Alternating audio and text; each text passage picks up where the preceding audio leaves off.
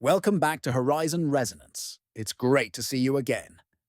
And as always, I wish you an enjoyable watch, and for those tuning in over dinner, a good appetite. Motorsport is built on records, lap times, positions, statistics carved into official history. Every driver leaves a trail. Photographs, interviews, victories, defeats. But tonight, we're diving into a story that bends those rules. A story about a driver who appeared on official entry lists, who scored points in races, who was logged by marshals and timekeepers, and yet who left behind no photographs, no interviews, no memories. This is the legend of the driver who never existed. The story begins in the late 1970s, during a turbulent era of regional racing. Motorsport was booming. Crowds were filling circuits, sponsors were pouring money into teams, and technology was evolving at breakneck speed. But this wasn't just Formula One. Across Europe and South America, dozens of secondary championships thrived. Touring cars, Formula 2, endurance racing. These series were raw, experimental, and less scrutinized. For fans, they were gold mines of drama. For teams, they were laboratories and loopholes. It was in one such championship that the name first appeared. On an official entry sheet, tucked between familiar names, sat an unfamiliar one. At first, nobody noticed. A rookie in a modest car, finishing mid-pack. Nothing unusual. Motorsport is full of footnotes, drivers who come and go. But as the season unfolded, this anonymous competitor kept showing up. Race after race, the name appeared again. Sometimes 8th, sometimes 12th. Never spectacular, never disastrous. Always present, always consistent.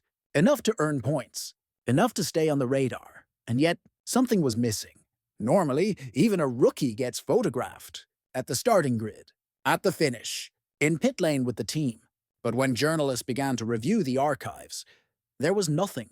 No photographs, no footage, no post-race interviews. Race programs mentioned the name. Timing sheets confirmed the car. Marshals logged pit stops. But the driver? Invisible. Other competitors had vague memories. Maybe I saw the car on track, but I don't remember the driver. Mechanics in rival teams shrugged. The name's familiar, but I never saw him in the paddock. It was as if this competitor raced under a cloak of invisibility. Whispers started spreading. Who was this person? The first theory: a ghost entry. Some teams, desperate to test experimental parts, would secretly field a second car under a false name. Regulations limited entries, but paperwork could be bent. If caught, fines would follow.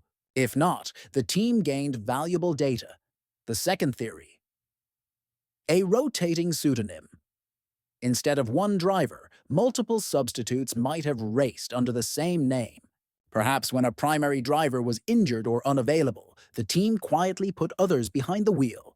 By keeping the alias consistent, no one outside the paddock noticed. The third theory: cover-up.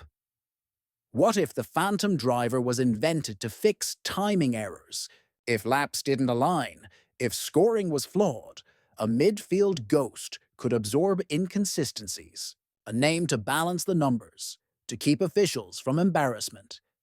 And the wildest theory: sabotage. Some fans believe the entry was intentional disinformation, a name added to hide the presence of a prototype or a politically sensitive driver, a smokescreen for something bigger than racing. Decades later, motorsport historians tried to unravel the mystery. They combed photo archives, scanned microfilm, interviewed surviving officials. The name was always there. Printed, typed, logged. But no one remembered meeting the driver. One journalist claimed to have spoken with a mechanic who swore the car existed, but that multiple different drivers rotated in and out, all wearing identical helmets. Another said the car was seen on track but never in pit lane, as if it materialized only when the race began, then vanished once the flag fell. Even more chilling, some entry lists from different races spelled the name slightly differently. almost as if whoever wrote it down wasn't sure how it should be spelled. By the end of the year, the Phantom driver had scored enough points to rank mid-table. Not impressive, not alarming, just ordinary, which made it even stranger. Because if it had been a joke, or a mistake, why keep it going? Why maintain the illusion across an entire season? Why risk exposure for nothing more than a few anonymous points? When awards were given out at season's end, every driver was called to the stage. Every driver, except the Phantom. Their name was skipped, quietly, without explanation, and then the next season the name was gone, never to return. Fans noticed. Letters poured into magazines asking, who was this driver? Editors gave vague answers or ignored the question. Teams avoided interviews on the subject. Officials refused to comment. Over time, the silence became fertile ground for myth. The Phantom driver became a ghost story told in paddocks. Some fans said they saw the car late at night, being unloaded in silence. Others believed the number was cursed, that anyone who tried to claim it afterward retired quickly from the sport. The legend even spread beyond racing. Novelists used the idea for thrillers. Conspiracy theorists folded it into stories about government projects and secret technology. The driver who never existed became bigger than the championship itself. At first glance, it's a silly story. Just a missing face in an old record. But look closer, and you see why it matters. Motorsport is supposed to be precise, every lap timed, every fact documented. But this story proves that even in a world obsessed with accuracy, there's room for shadows. It teaches us that history isn't just about what happened, it's about what we believe happened. That sometimes myths outlive facts. And maybe that's why the story survives. Because every fan wants to believe in a secret racer, someone who bent the rules so perfectly they erased themselves from memory. So what do we take from this? First, even official systems can be bent. Records are only as strong as the humans who make them. Second, anonymity is power. A driver no one remembers is more famous than dozens of real racers who came and went. Third, legends keep motorsport alive. Fans don't just want statistics, they want stories. Stories that make them wonder, argue, and imagine. Today, no one has proven who the Phantom driver was. Was it a team's secret project? A group of substitutes under one name? A clerical trick? Or a ghost in the system, created by error but immortalized by curiosity? The truth may never come. And that's the point.